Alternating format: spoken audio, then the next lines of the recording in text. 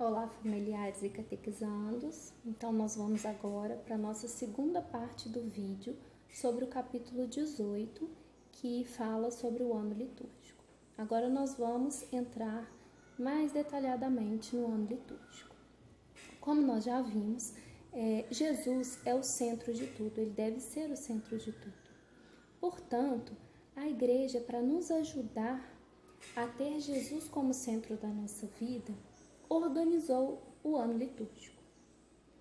Esse ano litúrgico é o período pelo qual a igreja reunida vai recordar e reviver a passagem de Jesus pela terra.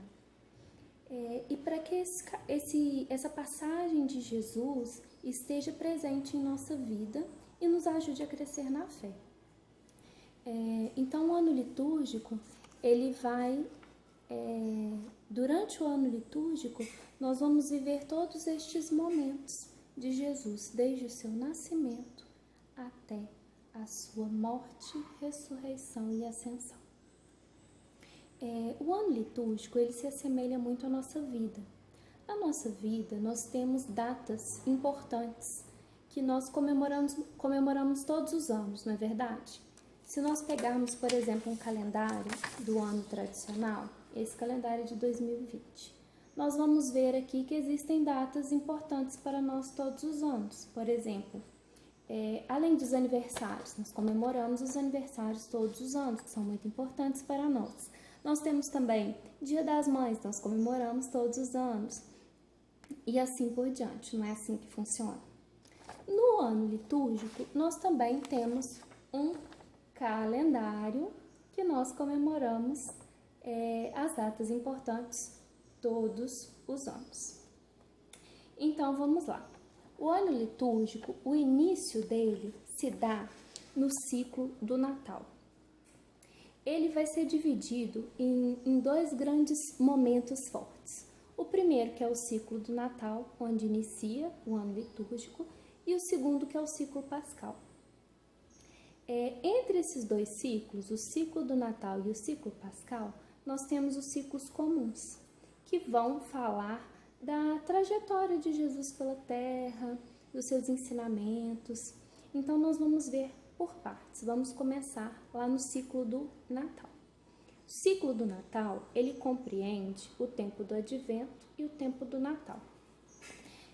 No nosso livro da catequese, nós temos esse ciclozinho lá, que vocês podem acompanhar. Vamos lá.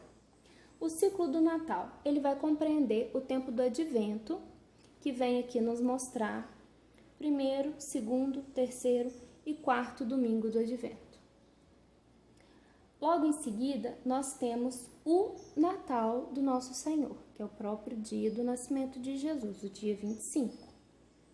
E em seguida, nós temos o tempo do Natal, que continua logo depois do dia 25, algumas comemorações, que são a Sagrada Família, Santa Mãe de Deus e termina na Epifania do Senhor. Qual que é a Epifania do Senhor? Epifania do Senhor é o dia dos Três Reis Magos. É o dia 6 de janeiro, E por que é chamado de Epifania do Senhor? Porque nesse dia acontece a manifestação de Jesus como Deus encarnado. Os reis magos, que eram reconhecidos naquela época, eles reconhecem a própria manifestação de Deus ali. Então, é nesse dia que é celebrada a Epifania do Senhor. Então, aqui nós concluímos esse primeiro ciclo, que é o ciclo do Natal. E começamos esse tempo comum. O tempo comum, ele é caracterizado na liturgia com a cor verde. O tempo comum, ele vai falar, como eu já disse,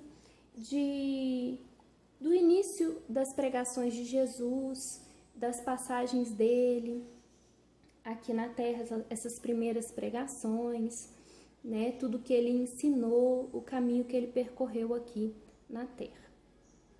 E ele se inicia aqui no batismo do Senhor, porque Jesus só começou a partir do seu batismo, né? Lá no Rio Jordão. E aí ele começa a sua pregação. Acabando o primeira etapa do tempo comum, a primeira parte do tempo comum, nós começamos o ciclo da Páscoa, que é o segundo grande momento do ano litúrgico. Ele se inicia na Quaresma, na quarta-feira de cinzas. Nós estamos vivendo ele neste momento, não é isso? Nós começamos na quarta-feira de cinzas e seguimos os 5 domingos da Quaresma. Primeiro, segundo, terceiro, quarto e quinto domingo da Quaresma. Em seguida, nós temos o Domingo de Ramos. A partir daí, nós começamos a Semana Santa, né? Na segunda-feira, terça-feira, quarta-feira. A Quinta-feira Santa, a Sexta-feira Santa e o Sábado Santo formam o Tríduo Pascal, que é a nossa preparação para a Páscoa. O Tríduo Pascal é de extrema importância que nós possamos vivenciá-lo. Nós vamos falar um pouco mais detalhadamente dele depois, ok? Este Tríduo Pascal, ele vai nos preparar ainda mais para a Páscoa, que é a própria ressurreição do nosso Senhor. Nós vamos viver aqui no Tríduo Pascal, nós vamos viver todo esse sofrimento que Jesus passou, né? Essa agonia da espera, depois a flagelação, a própria crucificação e morte, até chegarmos à sua ressurreição no domingo de Páscoa. Esse é o tempo da Semana Santa.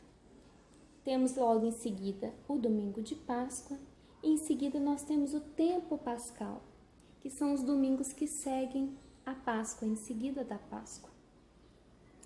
Nós temos os domingos até o dia da Ascensão de Nosso Senhor e em seguida o dia de Pentecostes.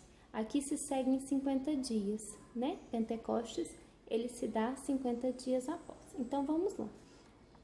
Em seguida de Pentecostes, que é quando nós celebramos a vinda do Espírito Santo sobre nós, sobre o povo de Deus, sobre os discípulos, sobre Maria, aqui finaliza o ciclo pascal.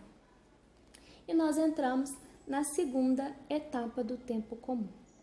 Essa segunda etapa do tempo comum, nós vamos, a partir da celebração de Pentecostes e a celebração da Santíssima Trindade. E aí a liturgia volta a celebrar a passagem de Jesus pela terra, tudo que ele fez e suas pregações. Finalizando na celebração de Cristo Rei do Universo. Aqui nós finalizamos o ano litúrgico. Então vocês podem perceber que o ano litúrgico ele é diferente do ano civil. Nosso ano civil começa em janeiro, termina em dezembro. Nosso ano litúrgico começa 4 domingos antes do Natal.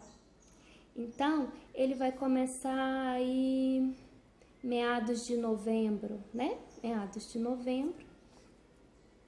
E vai até Cristo Rei. Então, assim, nós temos um início e um fim que não coincidem com o início e fim do ano comum, do ano civil, tá? Isso é importante a gente prestar atenção. Por que o início não é igual? Porque o início de toda a história é o nascimento de Jesus. Então, nós temos que começar do nascimento de Jesus, não do dia 1º de janeiro, no caso do ano litúrgico, ok? Durante o ano litúrgico, é importante que nós percebamos que nós temos cores diferentes nas celebrações da missa. Essas cores diferentes, elas vão refletir o que está sendo celebrado, tá? Nós podemos ver aqui que em alguns momentos a cor é branca. O branco vai significar festividade, solenidade. O Natal, a Páscoa, a Semana Santa, a Quinta-feira da Semana Santa.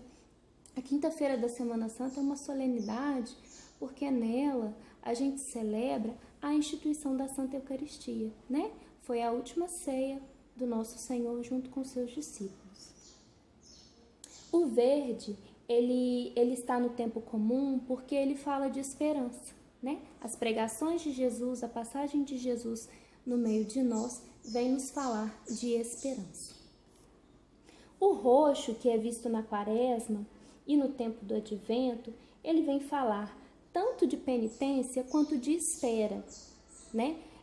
No tempo do advento, o roxo simboliza para nós a espera de nosso Senhor Jesus, né?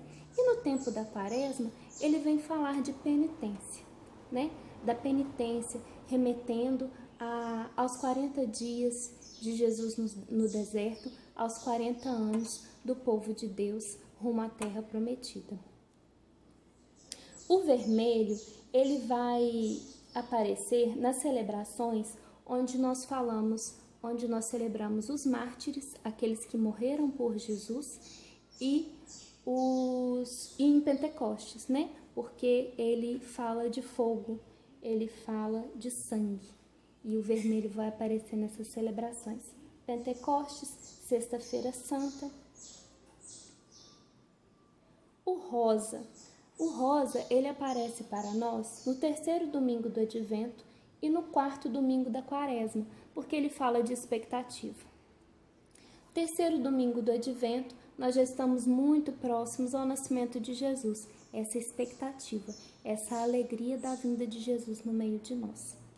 E aqui no quarto domingo da quaresma, também já começa a haver uma expectativa daquilo que ainda virá, né? Depois da morte de Jesus virá o quê? A ressurreição dele, a expectativa dessa ressurreição, dessa salvação para nós, para o povo de Deus, que vai remeter à alegria da proximidade do Senhor, tanto da proximidade dele no nascimento, quanto da proximidade dele na ressurreição.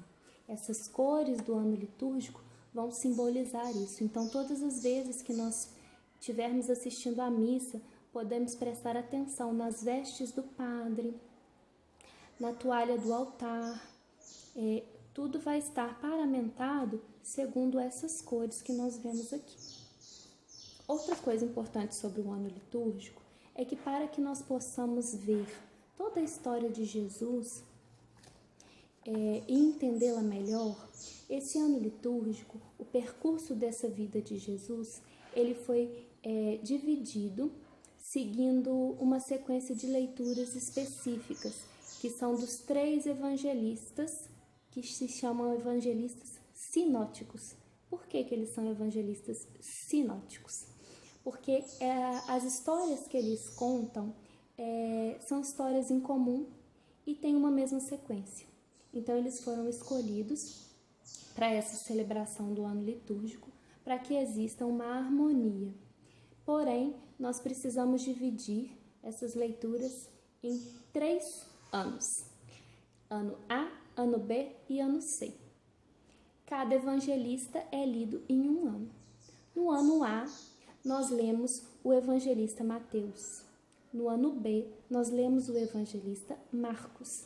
E no ano C, nós lemos o evangelista Lucas. Então, vocês vão perceber que durante o ano sempre terão os evangelhos do mesmo evangelista. Por quê? Para ter uma sequência lógica e uma harmonia nas explicações. Então, este ano de 2020, nós estamos vivendo o ano litúrgico, o ano A. Então, nós temos as leituras de evangelho do evangelista Mateus, ok? Assim, nós finalizamos o aprendizado sobre o ano litúrgico. O que é importante? Que nós possamos conversar em família, em comunidade, sobre como isso tudo acontece e como a igreja foi muito didática, né? Em nos dar o ano litúrgico, em fazer este formato para que nós possamos entender melhor a vida de Jesus e trazer esta vida e esse caminho de Jesus para a nossa própria vida. É uma forma que nos propicia um entendimento melhor dessa sequência de tudo que Jesus passou, para que nós possamos trazer isso tudo para a nossa vida. Então, eu proponho a vocês que discutam isso em família, da importância de se viver este ano litúrgico completo, né? Para a gente poder entender esse caminho de Jesus. Então, nós precisamos viver esse ano litúrgico completo como? Participando da Santa Missa, de todas as Santas Missas, e participando da Santa Missa por completo, né? Tendo uma atenção completa a todo o processo que está na Santa Missa, desde o início até o final. Cada parte da missa tem o seu significado e tem a sua importância, e nós devemos vivê-la de forma completa, para que nós possamos aprender a viver como Jesus deseja de nós. A partir de agora, nós vamos fazer as atividades propostas no livro, ok? Estão todas aqui. E qualquer dúvida, nós catequistas estamos à disposição para esclarecer. Fiquem com Deus, que Deus abençoe a todos e ilumine a cada um de nós nesse entendimento e nesse desejo por saber mais de Deus. Tchauzinho.